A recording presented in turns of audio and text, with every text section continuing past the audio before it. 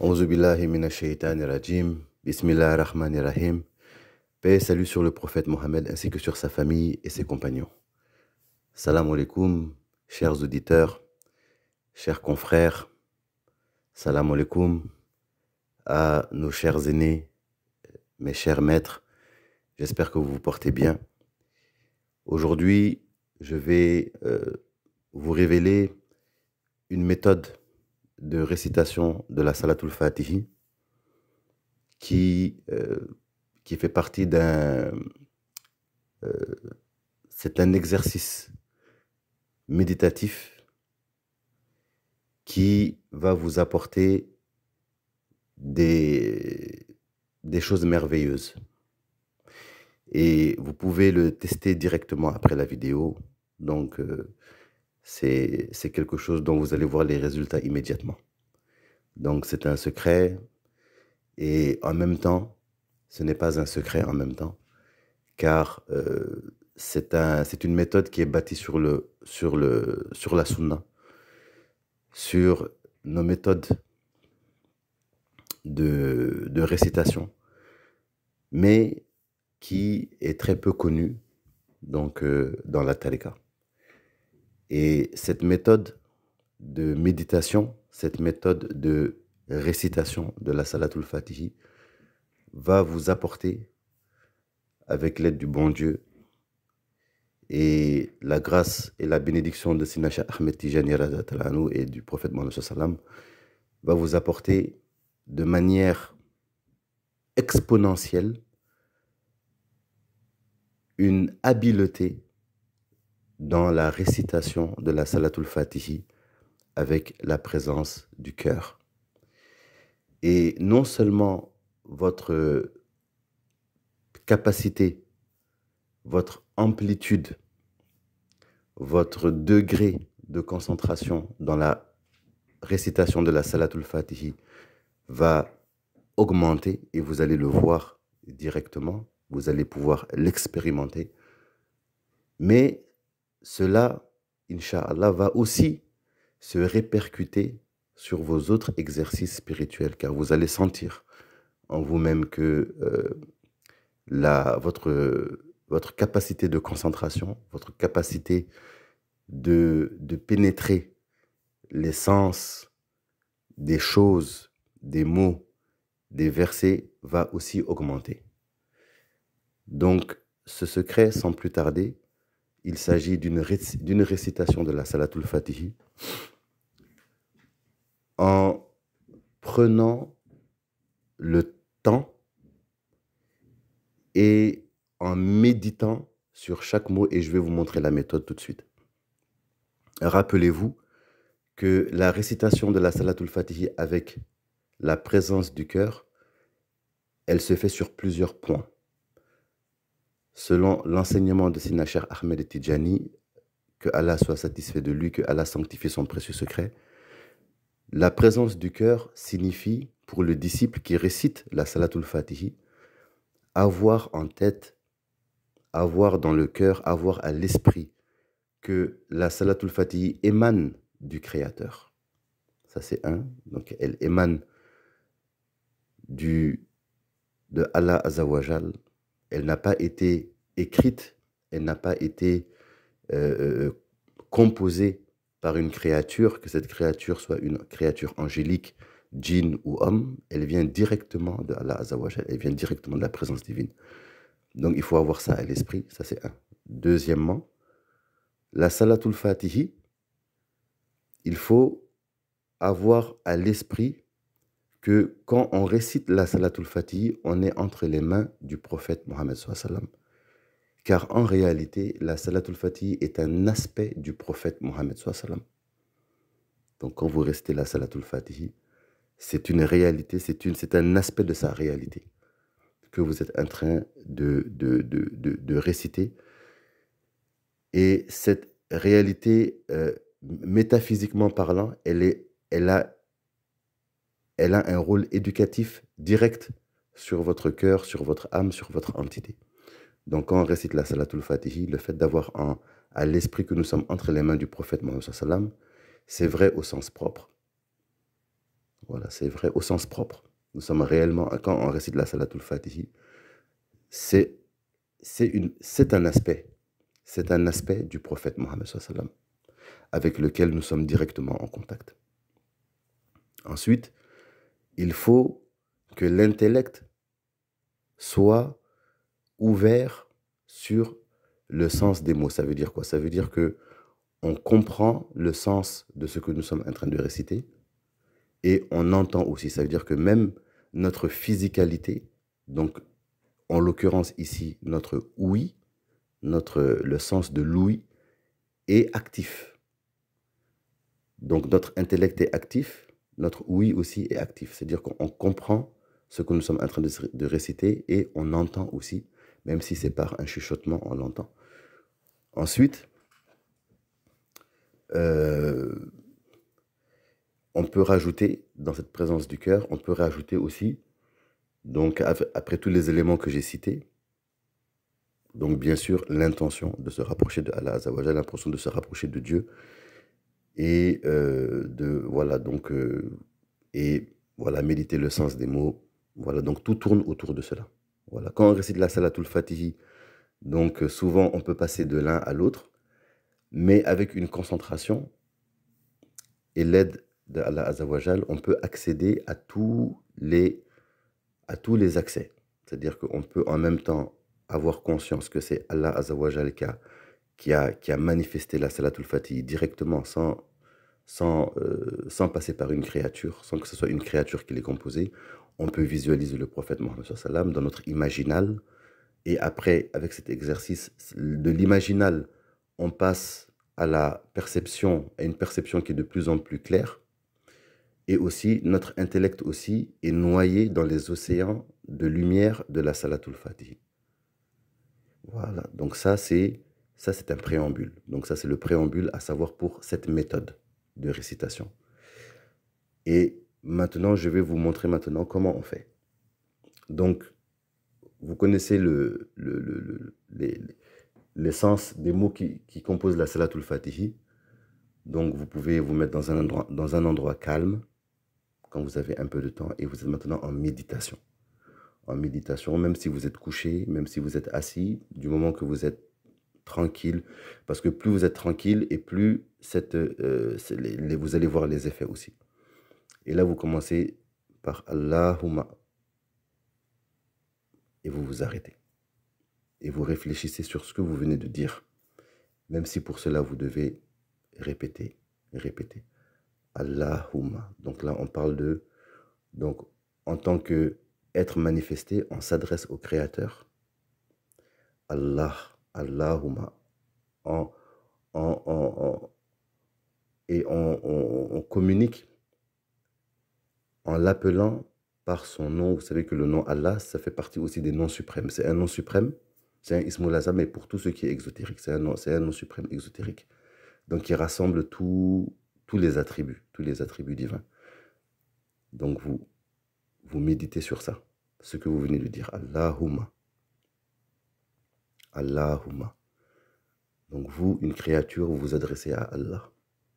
Allah. Qui est Allah? Il est le superbe, il est le créateur, il est le tout-puissant, il est l'omniscient. Vous méditez sur les attributs, c'est-à-dire que dans le sens que vous méditez sur tous ces noms. Vous méditez sur ces noms. Et comment ces noms se manifestent dans la création. Parce que vous ne pouvez pas directement méditer sur l'entité suprême, donc vous méditez sur les manifestations de ses attributs, le miséricordieux, celui qui entend, celui qui voit, celui qui, etc., etc. Allahumma. Et moi, je dis Allahumma, donc je demande à Allah, Allahumma, Allahumma, Allahumma. Et vous passez du temps. Vous pouvez passer 1 minute, 5 minutes, 10 minutes sur la même phrase. Vous allez voir les effets dans votre cœur. Et ensuite, Allahumma salli Allah, salli Allah, Allahumma salli Allah. Donc là, vous demandez à Allah Azzawajal de prier de prier. Donc, cette action qui vient du divin elle n'est pas... Elle, vous essayez de sentir à quel point il n'est pas possible de comprendre ce que veut dire Allahumma salli Allah. C'est-à-dire quand on demande à Allah Azza wa Jal de prier, à quoi ressemble... Parce que la prière de Allah n'est pas comme la prière d'une créature. Allah ne ressemble pas à ses créatures. Donc déjà là, vous avancez dans votre méditation et vous laissez le temps à cette parole d'imprégner votre cœur et les mystères qui entourent cette parole d'imprégner votre cœur. Et vous répétez et vous attendez. Allahumma, Allahumma, Allahumma, Sali Allah, Sali Allah, Sali Allah. Et vous attendez et vous répétez et vous jusqu'à ce que maintenant vous êtes en pleine méditation sur le sens de ce que vous êtes en train de dire. Seydina. Et vous vous arrêtez. Seydina. Vous vous arrêtez sur ce que veut dire Seydina. Quand Allah Azza wa Jal évoque la magnificence des qualités prophétiques, l'aboutissement dans les plus hauts degrés de tous les attributs prophétiques. Le prophète Mohammed sallallahu alayhi wa sallam, Sayyidina, Sayyidina, Sayyidina. Qu'est-ce que ça veut dire Sayyidina? Sayyidina. Vous pensez au prophète Mohammed sallallahu alayhi wa sallam et ses attributs. Et les attributs du prophète Mohammed sallallahu alayhi wa sallam qui sont au plus haut degré de tout ce qu'il y a de plus éminent en termes de caractère, en termes de servitude, d'obéissance,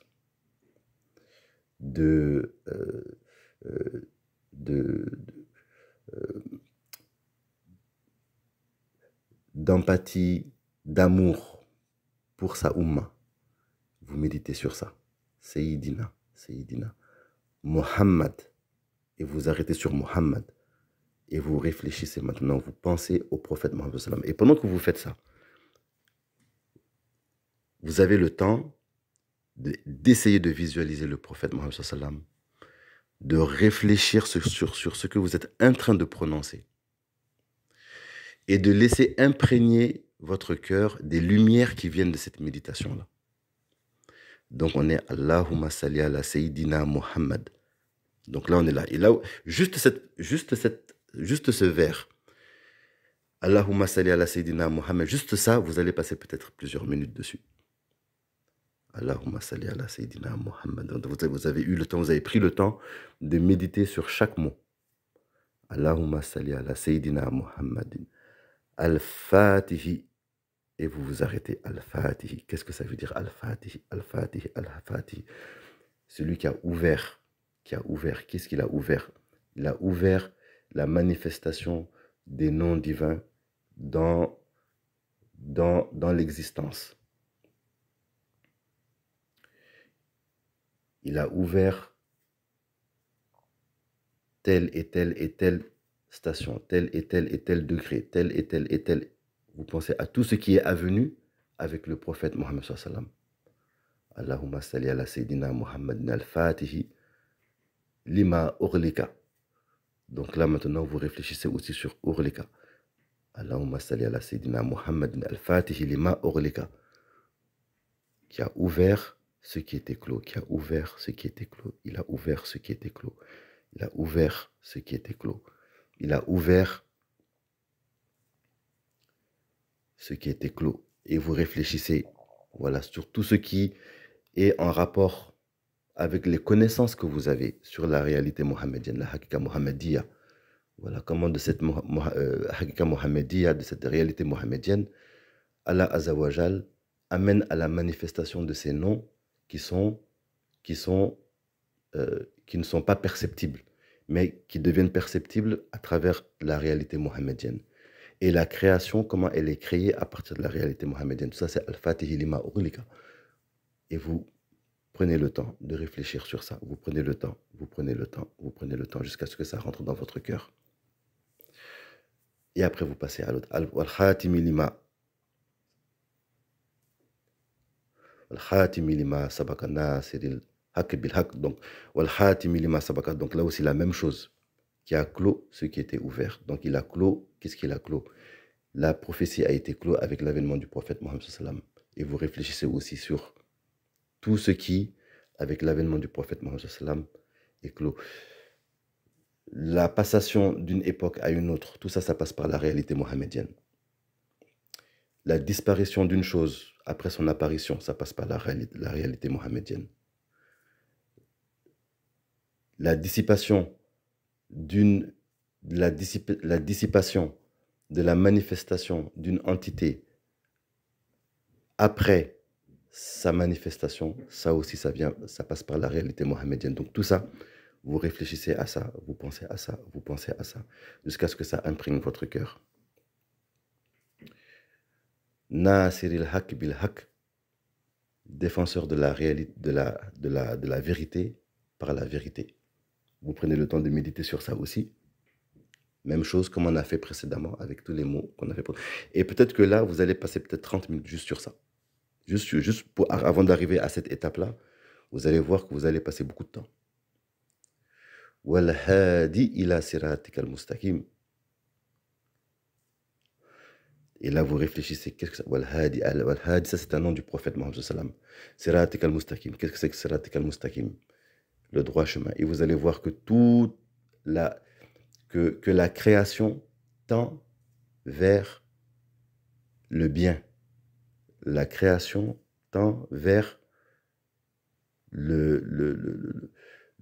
que toute chose tend vers ce bien-là. Donc vous allez voir que, vous allez constater avec cette méditation que la réalité du prophète Mohammed sallam, elle s'étend sur chaque atome de l'univers, sur chaque événement. Et vous laissez les choses s'imprégner dans votre cœur.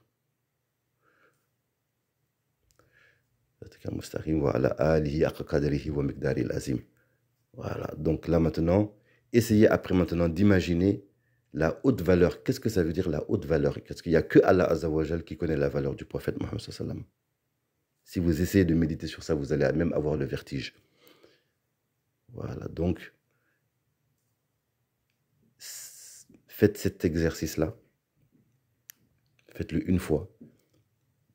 Testez-le directement après l'écoute de cette vidéo. Et vous allez voir que votre capacité d'écoute,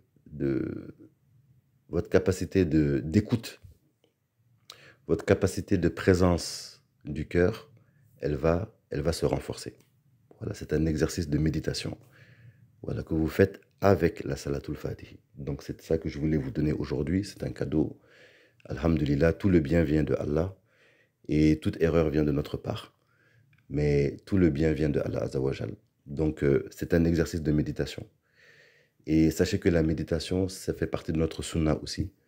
Le prophète Mohammed sallam, sur lui la paix et le salut, il a dit « 1 heure de méditation vaut plus que 70 années d'adoration ». Voilà. Et il est rapporté aussi dans la sunna qu'il arrivait au prophète Mohammed sallam de prier avec un seul verset pendant toute une nuit. Et certains compagnons l'ont suivi dans ça aussi. Et même dans notre tariqa, nous savons par exemple que le grand compagnon de Sinacha Ahmed Tijani, du nom de Mohamed Ali, pouvait faire le lazim et ça pouvait lui prendre 2 heures de temps juste pour faire le lazim. Alors que nous, on voit que, on sait que le lazim, on peut le faire en 5-10 minutes. Mais lui, il prenait jusqu'à plus de 2 heures de temps pour faire son lazim.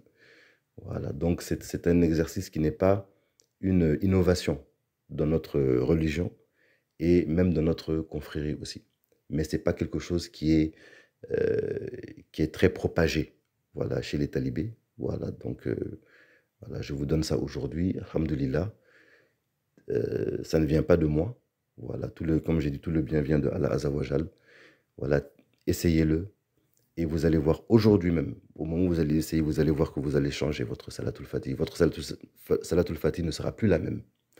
Et même les adorations que vous faites en dehors, donc les zikrs que vous faites, vous allez voir que vous allez avoir par-dessus une sorte de sensibilité supplémentaire, une sorte de capacité supplémentaire en termes d'amplitude de présence. Voilà, en termes d'amplitude de présence du cœur. et de renforcement aussi de ce que l'on demande quand on parle de la récitation avec la présence du cœur. Voilà, la récitation avec la présence du cœur, c'est quelque chose qui est très, très, très... où le Sina Cheikh Ahmed Tijani, que Allah sanctifie son précieux secret, il a beaucoup insisté dessus, de réciter avec la présence du cœur, de réciter les choses avec la présence du cœur. Et cet exercice-là va, Inch'Allah, permettre de faciliter cette présence du cœur-là, de la renforcer, de la croître de manière exponentielle. Voilà, donc faites l'exercice et vous allez voir le résultat dès aujourd'hui, Inch'Allah. Dès que vous allez commencer l'exercice, vous allez voir le résultat. Voilà, merci beaucoup pour votre écoute. Inch'Allah, si Dieu le permet, il y aura encore d'autres enseignements. Que Allah nous guide, que Allah nous facilite, que Allah fasse de nous des vrais talibés, des authentiques talibés. Tidjan qui recherche l'excellence, qui recherche la sincérité, la pureté, Inch'Allah. Que Allah nous facilite tout cela. Que Allah nous facilite cela, que Allah nous pardonne, que Allah nous guide, que Allah nous accorde par sa pure faveur et par sa pure largesse. Allahumma salli ala Sayyidina Muhammadin al-Fatihi lima ughliqa wal khatimi lima sabaqa nasiril haqq bil haqq wal hadi ila siratikal mustaqim wa ala alihi haqqa qadrihi wa miqdaril azim. Subhana rabbika rabbil izzati amma yasifun wa salamun ala al mursalin walhamdulillahi rabbil alamin.